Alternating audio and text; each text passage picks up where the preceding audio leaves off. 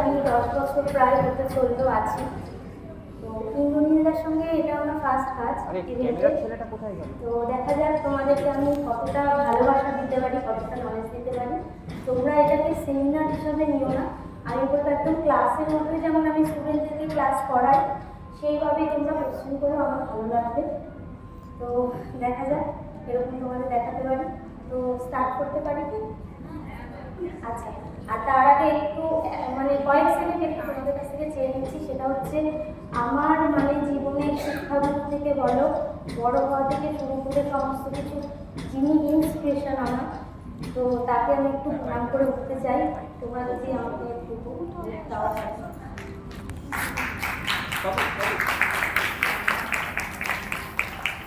জোরে হাততালি হবে একটু।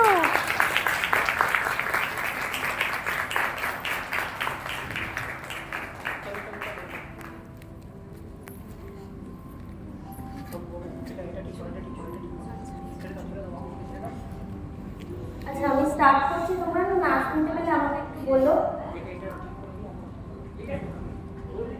সিটিএমটা আমি করেই নিয়ে এসেছি, ঠিক আছে?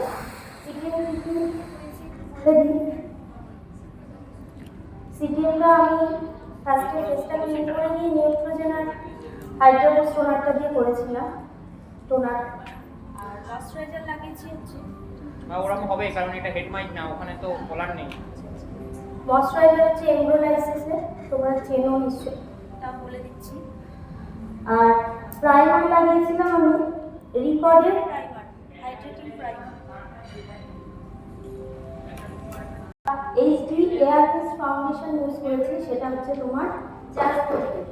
এটা 3টে শেড বা 2টো শেড নিতে তোমাদের মোটামুটি হয়ে যাবে।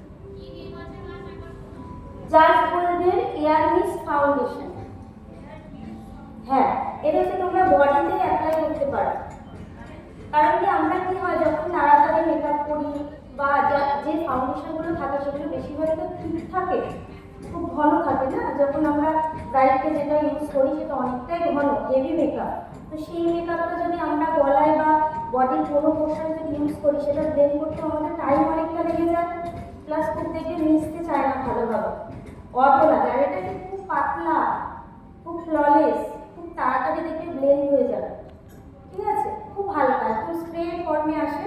তুমি স্প্রে করে জাস্ট হালকা করে একটু ব্লেন্ড করে দেবে, দেখে মানে তোমার 2 মিনিটের মধ্যেই যে যে পোর্শন ওপেন আছে সেই পোর্শনগুলোতে দিয়ে তুমি ব্লেন্ড করবে, খুব মানে তাড়াতাড়ি কুইকলি হয়ে যাবে ব্লেন্ড।